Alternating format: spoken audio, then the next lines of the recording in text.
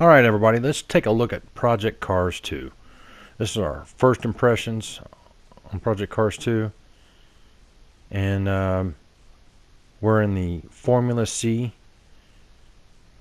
part of career mode, and we chose the European Championship. It's our first race. Basically a base setup. We're going to take a look at tires, brakes, casters, our suspension setup, and the engine and gearing setups, which are the biggest part of what it's going to take to get these cars where they're usable.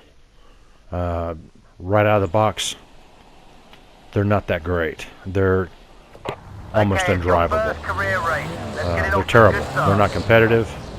So it took an hour and a half, almost 2 hours of practice and tweaking and setup to get this car where it's at now, and it's still got a long ways to go, but it's drivable, it's competitive. I qualified third, but because of the gearing, I've got the gearing set up for excellent acceleration, not so much a top end speed, and that's why I was able to leave the pack 2 lengths back. right from the start of the race. 2 wide, left side. I've got the suspension set up for a lot of grip, 2 lengths behind. recovery. I'm using a controller. I'm not using a racing wheel. I've got a racing wheel ordered at 1 length Dadzilla back. G29. It's en route, but got the game before I got the wheel. And what I kind of tend to compare all racing games on console to is Gran Turismo. I've played the Gran Turismos from the very first one all the way through to Gran Turismo 6. And in about 3 weeks, Gran Turismo Sport comes out. So to me, that is the standard. That is what everything gets compared to on console. Maybe not so much on PC, but on console, to me, Gran Turismo is king. And this compared to Gran Turismo 6, while there's a lot in this, it's got a lot of. It looks great, but it also looks a tad on the animated side. A tad more than even, to me, Gran Turismo 6 does. Gran Turismo 6 comes across to me as a more realistic visual, I think, than this does. But it's early on this. Like I said, this is just our first impressions. The cars, right out of the garage, they don't seem to have even a base setup on them. Just recently, I took out a Porsche 911 for a test drive and put it on a track, and it was almost undrivable. It was terrible. It needed work done to it just to take it around a track, and that's not the case when you go buy a car right off the showroom floor. It's just a stock car that should be somewhat impressive to drive.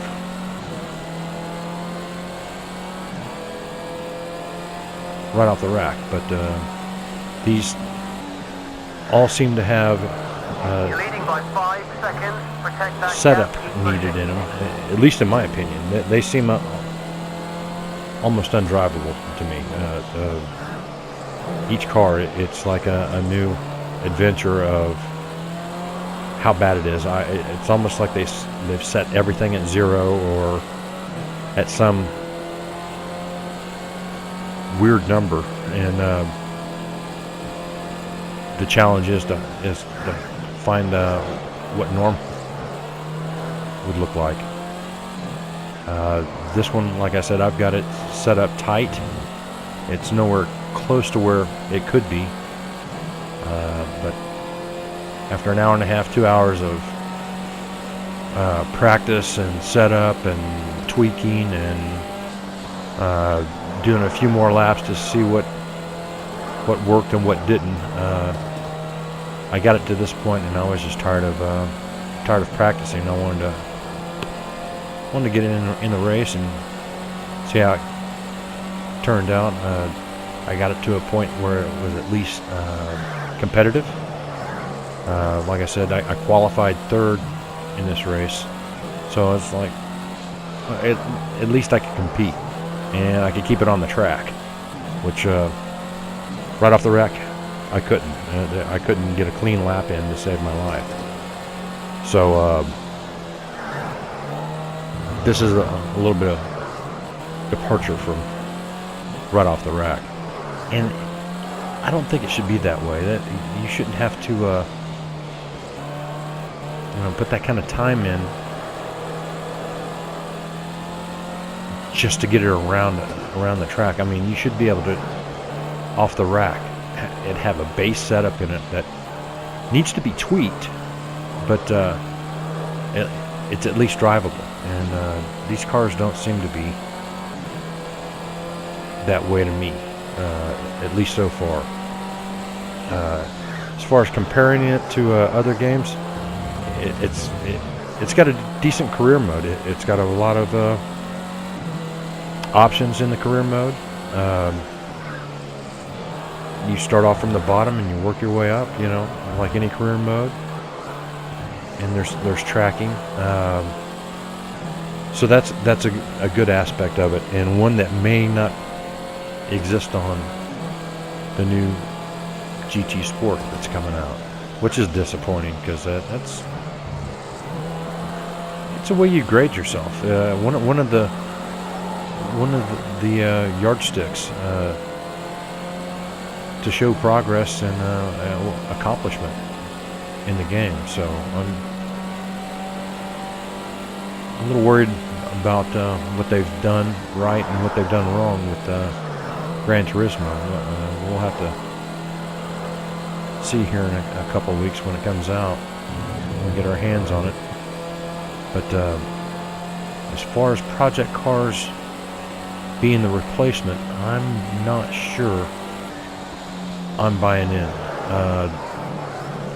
Like I said, it looks okay. It looks a little bit animated to me, but it's not bad. It still looks good. The tracks, the feel of the track feels correct. It does translate a lot of feeling. The bumps, the marbling that occurs if you get out of the drive line. Everything, that part feels correct. What doesn't feel correct is really the feel of the cars, at least so far. Maybe it will once I get the setups tuned a little better to the cars. But at this point, I'm not super hyped about the drivability, the feel of the driving experience so far. It feels, I don't know, it just doesn't feel fluid and realistic. And one thing with GT6 is I've owned 2 of the cars that you can actually drive. Well, actually more than that, but 2 that are notable to me is the BMW 325i and the Dodge Challenger. And Great stuff. driving those Fastest cars lap of the on race. Gran Turismo Gap 6, to P2 is 7 seconds. He's still chasing, so protect that gap. the feel of the cars in the game directly translate and feel like driving the actual cars. I know because those two I've owned, and I purposely got and drove the crap out of, and did really well with them because they felt like my everyday drivers, and they were. They were very correct, felt very much like the actual car. Its reactions into corners, out of corners, acceleration, braking, weight transfer, everything.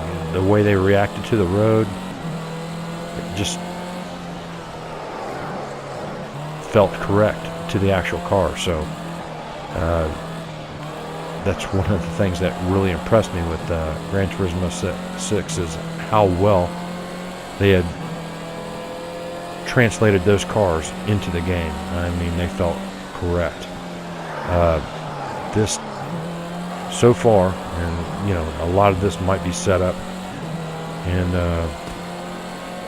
Great stuff. You're the I fastest haven't in the second sector. driven but about 6 or 7 cars at this point, just testing them out. But so far, all of them have needed work. They were virtually undrivable with a controller, out of the box, right off the rack, whatever you want to call it. And no base setup, no standard setup to start with it that I could tell. So that part is disappointing. The drivability of the cars so far is okay, not outstanding. At least to this point. I've only spent probably 10-12 hours in the game so far, so it's kind of early to be dropping the bomb on this, but from what I'm seeing so far,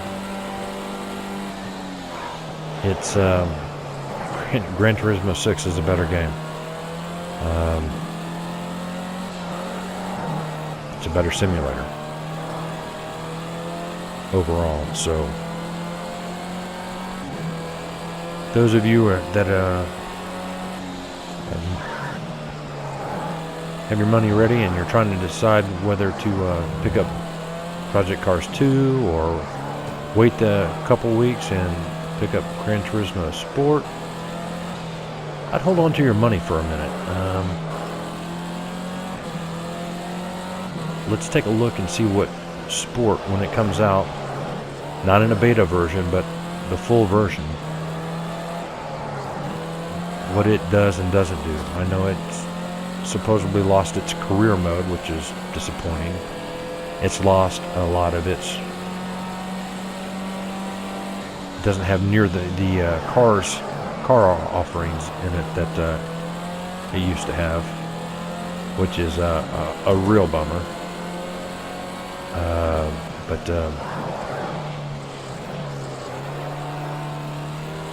and this one does offer a lot of cars, although a lot of large manufacturers are missing. A lot are skipped over. Dodge, for one, you know, I've got the Dodge. I own a Dodge Challenger RT, and I look forward to getting those in the game and putting them on a track and racing the you-know-what out of them, so I don't actually have to do it so much in my personal car. But you like throwing them on a track and being competitive with them, and that's that not being in the game, that disappoints me. You know, it's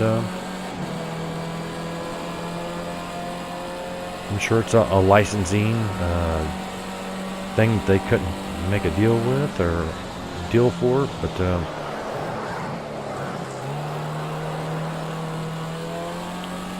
kind of hoping later on down the line, as things move forward, maybe some of those manufacturers are added at a later date. It's a possibility. Hopefully it's a possibility for GT Sport to add some of this stuff, some of this content after the fact. Who knows? But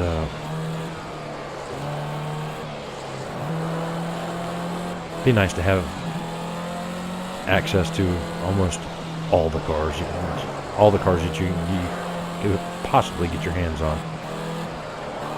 You want to race them. You want to have that variety to pick from, including the older cars and the newer cars and everything in between. Classic races. Love that about Gran Turismo 6. Some of the classic races and the way they have the limitations on them.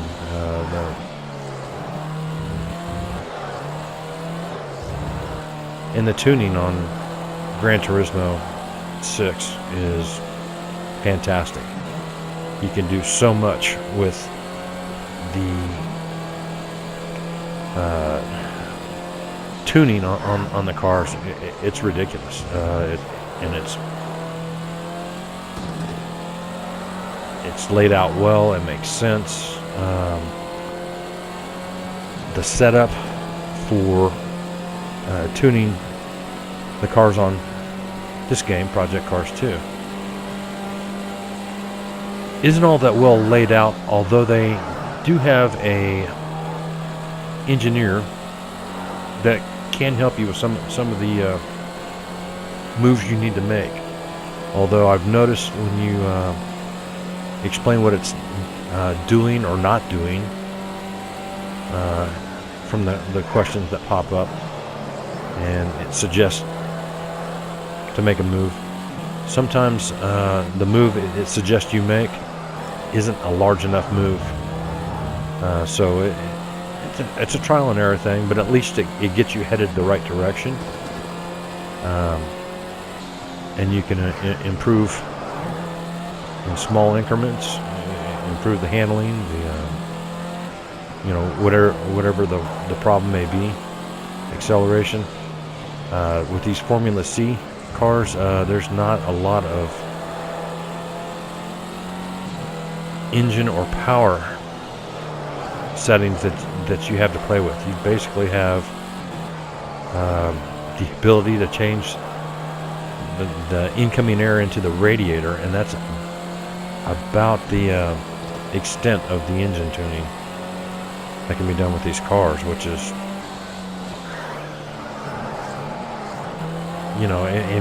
and it may be different on other cars, but as far as the Formula C, your hands are really tied on what it will allow you to adjust.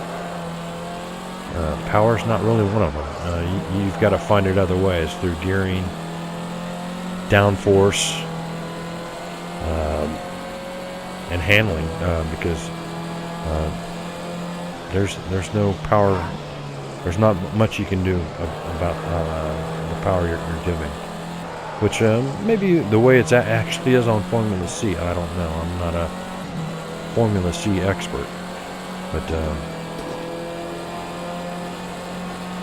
these cars are not ready to go right out of the box. I think anybody that skips right to the race and finishes even in the middle of the field has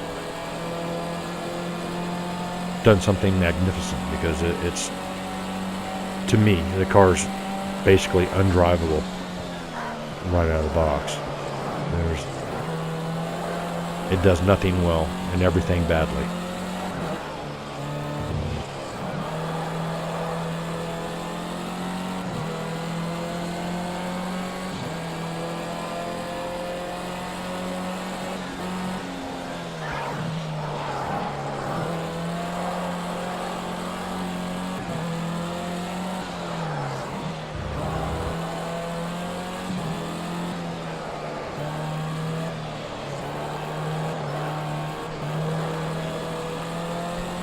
And we're closing in on the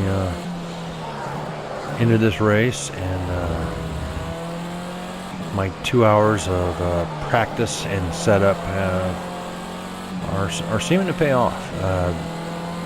I've gotten the car to do well enough to get a 8 or 9 second lead here and maintain it. Although as you can see, the driving is a little bit on the choppy side.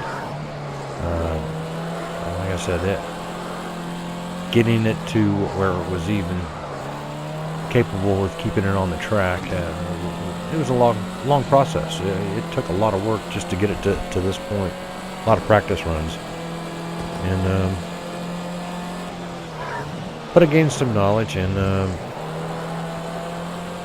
from making those moves and tweaking the car a little bit, and if nothing else, maybe it's a good place Okay, mate, for you guys to hold it together, bring it home for the win. at least have a baseline setup, so you don't have to go through the hour and a half of